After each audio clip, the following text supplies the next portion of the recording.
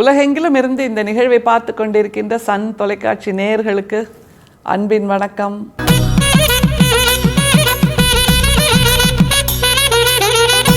வள்ளல் பெருமான் அப்படின்ன உடனே நமக்கு ஒரு கேள்வி ஞாபகம் வரும். என்னென்னா, எப்போவுமே அவரோட பாடல்களில் சமயங்களை மறுக்கிறாரு, மதங்களை மறுக்கிறாரு, எதேச்சாதிகாரத்தை மறுக்கிறாரு, ஆகமங்களை மறுக்கிறாரு, சாதி வேறுபாடுகளை மறுக்கிறாரு, ஆண் பெண் ஏற்றத்தாழ்வை மறுக்கிறாரு. இப்படி மறுத்துக்கிட்டே இருந்திருக்காரு. வேற என்ன விதமாகவும் அவர் சிந்திக்கலையா அப்படின்னு ஒரு கேள்வி சில சமயம் நமக்கெல்லாம் தோணும். அப்படின்னா இப்படி யோசிச்சு பாருங்களேன். எதற்காக ஒரு மனிதர், தனி மனிதர், ஒற்றை மனிதர் தன்னுடைய வாழ்நாள் முழுக்க இந்த வேறுபாடுகளை எதிர்த்து தன்னுடைய சிந்தனையை செலுத்தி இருக்கிறார், தன்னுடைய சித்தர் வாழ்வை செலுத்தி இருக்கிறார், இதற்காகவே சமூகத்தில் ஒரு போராட்டத்தை நடத்தி இருக்கிறார் அப்படிங்கிறத நம்ம நினச்சி பார்க்கணும்ல. திரும்ப திரும்ப திரும்ப திரும்ப அவரோட பாடல்களில் இந்த சிந்தனை வருது அப்படின்னா அதில் போற்றின்னு பாடல் இல்லையே, அப்படி புகழ்ந்து பேசுகிற மாதிரி பாடல் இல்லையே, இறையோட அழகை கொட்டி சொல்கிற மாதிரி பாடல் இல்லையே அப்படின்லாம் கூட சில பேர் கேட்குறாங்க. எப்படி இருக்குங்க? ஏன்னா இந்த மாதிரி போற்றி பாடல்களால், இறையோட அழகை சொல்கிற பாடல்களால் தானே நம்மை முட்டாளாக்கி வைத்திருக்கிறார்கள் அப்படிங்கிறத உணர்ந்தார் நம்முடைய வள்ளல் பெருமான். அதனால் அதையெல்லாம் செய்யாமல் எதை செய்ய வேண்டுமோ, எந்த மருந்தை கொடுத்தால் இந்த சமூகம் தன்னுடைய நோயிலிருந்து விடுபடுமோ அதை கொடுத்தார் வள்ளல் பிரான் அப்படிங்கிறதான் புரிஞ்சுக்கணும். தன்னுடைய சித்தத்தை தன்னுடைய நலனுக்காக மட்டுமே பயன்படுத்தவில்லை, தன்னுடைய சித்தர் என்கின்ற நிலையை தன்னுடைய மீட்சிக்காக மட்டும் பயன்படுத்தவில்லை, எல்லோருடைய மீட்சிக்காகவும் அவர் பாடியிருக்கிறார், பேசியிருக்கிறார், எழுதியிருக்கிறார், சிந்தித்திருக்கிறார். என்றால் நம்மை சிந்திக்க வைத்திருக்கிறார் என்றுதான் அர்த்தம். 20 நூற்றாண்டுகளாக புறையோடி போன ஒரு விஷத்தை முறியடிப்பது என்பது ஒற்றை மனிதர் செய்து காட்டியிருக்கிறார் அப்படிங்கிறத நம்ம புரிஞ்சுக்கணும். இன்றைக்கி நாம் பார்க்க போகிற ஒரு பாடலில் எப்படியெல்லாம் ஒரு மயக்க நிலையில் வள்ளல் பிரானை இந்த சமூகம் வைத்திருந்ததுங்கிறத சொல்கிறார். அந்த மயக்க நிலை அவரோடு மட்டும் முடியவில்லை, நாமும் அப்படியான மயக்க நிலையில்தான் வைத்திருக்கிறோம் அப்படிங்கிறத புரிய வேண்டும் இந்த பாடலை படித்தப்புறம். பாடலை பார்க்கலாமா? மதம் என்றும் சமயம் என்றும் சாத்திரங்கள் என்றும் மண்ணுகின்ற தேவர் என்றும் மற்றவர்கள் வாழும் பதமென்றும் பதமடைந்த பக்தர் அனுபவிக்க பட்ட அனுபவங்கள் என்றும் பற்பலவா விரிந்த விதம் ஒன்றும் தெரியாது மயங்கினேனே, இறைவர் என்பது அறியாதே இம்மதவாசிகள்தாம் கவ்வை மெரு குருடர் கரிகண்ட கதை போல் கதைக்கின்றார். எதையெல்லாம் சொல்லி தன்னை மயக்கத்தில் ஆழ்த்தி வைத்திருந்தார்கள்னு தெரியாமையே நான் மயங்கி போயிருந்தேன். ஆனால் இவங்க எப்படிப்பட்டவங்கன்னு நான் இப்போ கண்டுபிடிச்சிட்டேன். அந்த குருடர்கள் கரியை தடவி பார்த்ததை போல்னு ஒரு வார்த்தையை பயன்படுத்துகிறார். இப்போது நாம் அந்த பதங்களை பயன்படுத்துவது இல்லை, ஆனாலும் வள்ளல் பெருமான் சொல்லி இருப்பதால் அதை சொல்கிறோம். எந்ததெல்லாம் சொல்லி சொல்லி சொல்லி அவரை மயக்க நிலையில் ஆழ்த்தினார்கள் அப்படிங்கிற பட்டியலை கொடுக்குறார். முதல்ல ஒவ்வொன்றா பார்க்கலாம், அப்புறம் இது உண்மையா இல்லையாங்கிறதையும் நம்ம கண்டுபிடிக்கலாம். மதம் என்றும் சமயம் என்றும் சாத்திரங்கள் என்றும், இது உண்மையா இல்லையா சொல்லுங்களேன். எஸ் ஆர் நோன்னு சொல்லுங்கள் பார்க்கலாம். மதம் என்றும் சமயம் என்றும் சாத்திரங்கள் என்றும், இதுதான் பண்ணணும், இப்படி பண்ணலைன்னா பிரச்சனையாக்கும், இதுதான் நீ பிறந்த மதம், இதுதான் உன்னுடைய குலம், இந்த பிறப்பில் பிறந்தா நீ உயர்வானவன், இப்படி பிறந்துட்டியே, ஆனால் நீ என் பக்கத்தில் வராத, நான் உன்னை பக்கத்தில் விடமாட்டேன், நீ என் பக்கத்தில் உட்காராத, நடக்காத, தள்ளிப்போ, கண்ணால் கூட உன்னை தீண்ட மாட்டேன், பட்டாலே தீட்டு பட்டுரும், எத்தனை சொல்லியது இந்த சமூகம் இல்லை? அப்போ இந்த 3 வார்த்தையை மறுக்க முடியாது நம்மளால்.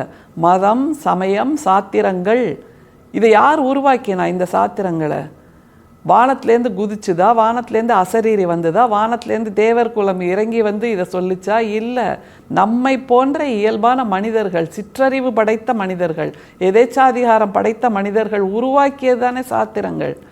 அப்படின்னா எல்லா உலகத்துக்கும் அது பொதுவாக இருக்கணும்ல? இல்லையே.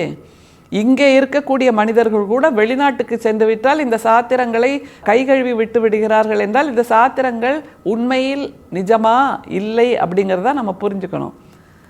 சாப்பிட்றது எல்லாருக்கும் முக்கியம் அப்படின்னா நான் வெளிநாட்டுக்கு போனால் சாப்பிட மாட்டேங்க அப்படின்னு சொல்லுவோமா? இல்லை இல்லை, அது இயல்பாக எல்லோரும் செய்வது.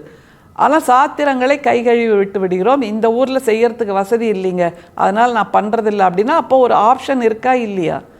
இது மேண்டேட்டரி கிடையாது. உணவை போல், தண்ணீரை போல், உறக்கத்தை போல், உழைப்பை போல், ஓய்வை போல் மேண்டேட்டரி கிடையாது. சாஸ்திரங்கள் என்பது பிடிச்சா பண்ணு, இல்லைன்னா விட்டுரு, அவ்வளோதான். என்னை கம்பல் பண்ணாதே என்று சொல்லக்கூடிய, என்னை வற்புறுத்தாதே, என்னை உன் வட்டத்துக்குள் உன்னுடைய கடுகு உள்ளத்துக்குள் இழுக்காதே. ஆனால் அப்படி இழுத்தது சமூகம். அதனால்தான் இந்த கொதிநிலையில் இந்த பாடல் வள்ளல் பிரானிடமிருந்து வருகிறது. அடுத்தது எதை சொல்லி மயக்குச்சுன்னு சொல்றார் பாருங்க. மண்ணுகின்ற தேவர் என்றும் மற்றவர்கள் வாழும் பதம் என்றும், மண்ணுகின்ற தேவர் என்றும் ஒரு வார்த்தையை சொல்ல. மண்ணுகின்றனா என்ன அர்த்தம்? மண்ணு இமயமலை எங்கள் மலையே அப்படின்னு ஒரு வார்த்தையை நம்ம கேள்விப்பட்டிருக்கோம்ல. அப்படின்னா மண்ணு அப்படின்னா உயர்ந்த, இன்கம்பேரபிள், அதற்கு ஒரு கம்பேரிசனே சொல்ல முடியாது, ஒப்புயர்வற்ற அப்படின்ற அர்த்தம். அப்போ தேவர்கள்னு ஒரு கதையை உருவாக்கி, அவங்கெல்லாம் இருக்கக்கூடிய இடம் அது தேவலோகம்னு ஒரு கதையை உருவாக்கி, அந்த தேவலோகத்தில் இருக்கக்கூடிய மற்ற பிறப்புகள், மற்ற தெய்வங்கள், இப்படியான கதைகளையும் உருவாக்கி என்னை மயக்க வச்சது, என்னை மயக்கமடைய செய்தது இந்த சமூகம் அப்படின்னு சொல்கிறாரு. நீங்களோ யாரோ, உங்கள் உறவினர்களோ, பக்கத்து வீட்டில் இருக்கிறவங்களோ, உங்களுடைய தாத்தா பாட்டியோ யாராவது அந்த தேவர்களை பார்த்துருக்காங்களா?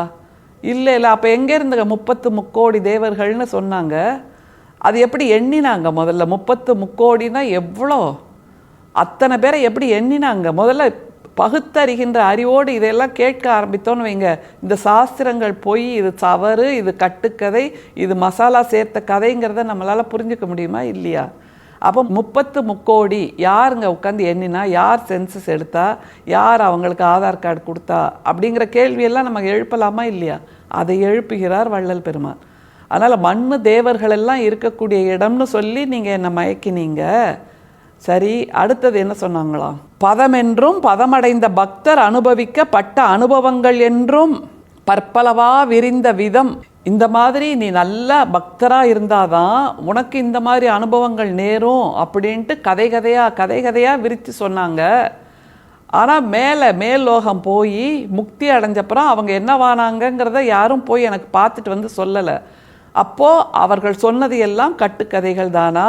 ஒரு மசாலா திரைப்படத்தை போல் பலவிதமான உணர்வுகளை ஒன்றாக்கி சொன்னது தானா அப்படிங்கிற ஒரு கேள்வியை வள்ளல் பெருமான் கேட்கிறார். பலவா விரிந்த, அதாவது ஒருத்தர் சொன்னாருங்கிறது கூட இல்லை, அவங்கவங்க கற்பனைக்கேற்ப, அவங்கவங்க மனோலயத்துக்கேற்ப, அவங்கவங்க விருப்பத்திற்கேற்ப பலவா விரிந்த. அதுதான் கிளை, ஒரு கதை, அதில் ஒரு கிளைக்கதை, அந்த கிளைக்கதையில் ஒரு 1000 கிளைக்கதை, அந்த 1000 கிளைக்கதைக்கு ஒரு குட்டி குட்டி கதை, அந்த குட்டி குட்டி கதையில் இன்னும் குறுகிய மைக்ரோ கதை என்பதாக ஆயிரக்கணக்கான கோடிக்கணக்கான 30 முக்கோடி தேவர்களை பற்றிய கதைகள், புராணங்கள், இதிகாசங்கள் எல்லாத்தையும் சொல்லி என்னை மயக்கினீங்களேப்பா அப்படிங்கிறாரு. அதுக்கு என்ன தீர்வுன்னு சொல்கிறார் பாருங்க. ஒன்றும் தெரியாது மயங்கினேனே, இறைவர் என்பது அறியாதே, இம்மதவாசிகள்தாம் கவ்வை மெரு குருடர் கரிகண்ட கதை போல் கதைக்கின்றார். இது ஒன்றும் தெரியாமல் மயங்கின இந்த மதவாசிகள் அப்படிங்கிறார். ஒரு வார்த்தை, ரொம்ப புதிய வார்த்தை, அழகான வார்த்தை.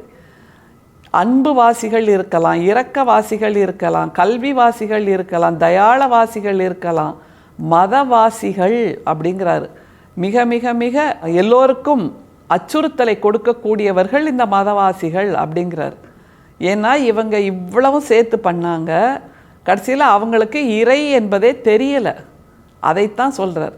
இறை என்பதே தெரியாமல் கண் பார்வை இல்லாதவர்கள் ஒரு மிகப்பெரிய யானையை தடவி பார்த்து இது முறம் போல் இருக்குது, இது தூண் போல் இருக்குது, இது சுவர் போல் இருக்குதுன்னு சொன்ன மாதிரி அவங்க கற்பனைக்கு பல விஷயத்த சொன்னாங்கங்கிறத நான் இப்போ புரிஞ்சுக்கிட்டேன். இவர்கள் சொல்லுகின்ற அந்த சிலைகள், உருவங்களாக சொல்கின்ற தெய்வங்கள், இது எதுவுமே தெய்வம் இல்லை. இந்த மதவாசிகள் சொல்வது எதுவுமே தெய்வம் இல்லை. அன்பு ஒன்றுதான் இறை, அன்பு ஒன்றுதான் இறை உணர்வு, அன்பு ஒன்றுதான் இறை அடையாளம், அன்பு ஒன்றுதான் இறை தத்துவம் என்ற புரிதலுக்கு மயக்கம் தீர்ந்து நம்முடைய வள்ளல் பிரான் வந்து நிற்கிறார். கேட்டு பாருங்க. இந்த பாடலில் வந்த வரிகள் எல்லாம் உண்மையா பொய்யாங்கிறத நம்ம மனசாட்சியை கேட்டு பாருங்க. நிச்சயமாக ஆம் என்று சொல்லுவோம். அந்த மயக்கத்தில் ஆழ்ந்திருக்கின்ற நாம் மயக்கம் தெளிந்து வந்தால் வாழ்க்கை தெளிவாகும், விடியல் தெளிவாகும், வானமும் தெளிவாகும். அருட்பெரும் சோதி, அருட்பெரும் சோதி, தனிப்பெரும் கருணை, அருட்பெரும் சோதி. மீண்டும் சந்திப்போம். நன்றி, வணக்கம்.